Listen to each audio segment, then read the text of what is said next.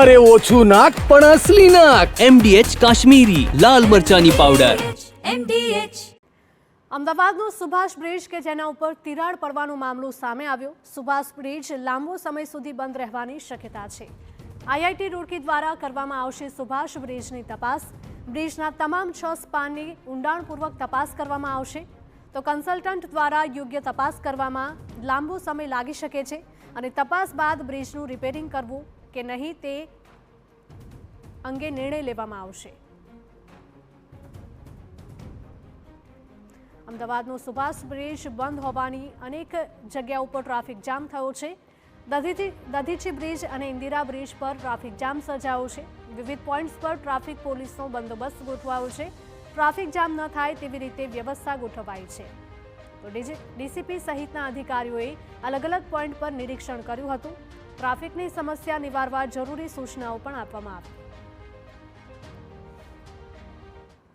મેન્ટેનન્સને કારણે સુભાષ બ્રિજ 5 દિવસ સુધી બંધ રહેવાનો છે ને તેને કારણે ટ્રાફિક છે તેને ડાયવર્ટ કરવામાં આવ્યો છે. હું અત્યારે આપને મારી પાછળના દ્રશ્યો બતાવવા માંગીશ કે વાડજ સર્કલ પાસેનો આ જે વિસ્તાર છે કે ત્યાં ખૂબ મોટી સંખ્યામાં અહીંથી અવરજવર ટ્રાફિકનું થાય છે, લોકોનું થાય છે અને તેને કારણે ટ્રાફિક જામના દ્રશ્યો સર્જાતા હોય છે.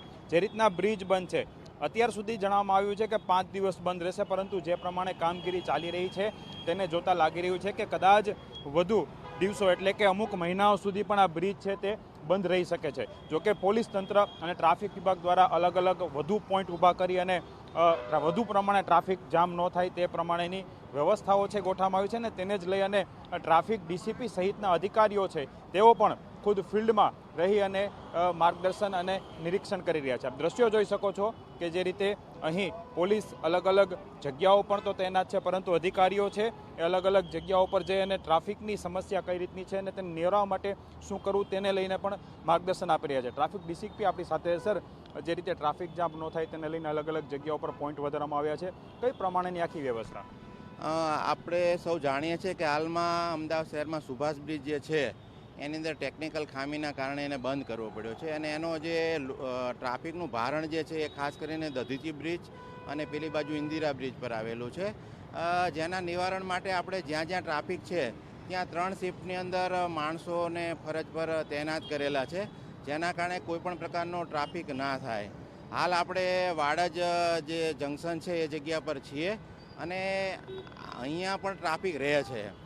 સુભાષ બ્રિજનો જે ટ્રાફિક અહીંયા આવ્યો છે એને નિવારણ માટે અમે સતત પ્રયત્ન કરી રહ્યા છીએ અને કઈ રીતે ડાયવર્ઝન આપીએ જેના કારણે અહીંયા વાડજ ઉપરનો ટ્રાફિક જે છે એને આપણે ભારણ ઓછું કરી શકીએ એવા પ્રયત્નો છે અમારા. સર, અત્યારે 5 દિવસ માટે મેન્ટેનન્સ માટે બંધ રહેશે, પણ લાગી રહ્યું છે કદાચ વધારે દિવસો અથવા મહિનાઓ સુધી આ બ્રિજ બંધ રાખવો પડે તો લાંબા સમયગાળાનું શું આયોજન હોઈ શકે કે જેથી લોકોને મુશ્કેલી ન પડે?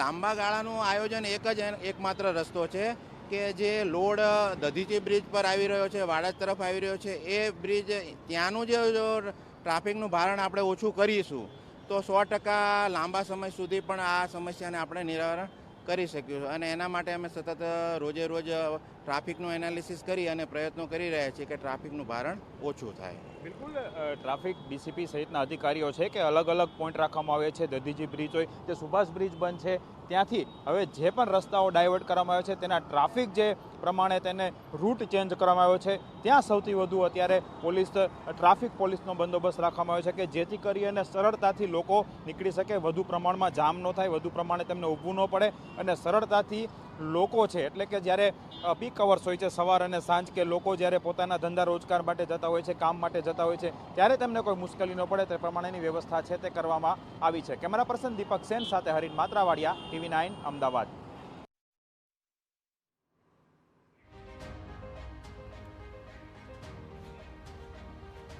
MDH ચણા મસાલા. હવે છોલા હોય કે ચોળા, સફેદ ચણા હોય કે કાળા ચણા, બધું મજેદાર બનશે.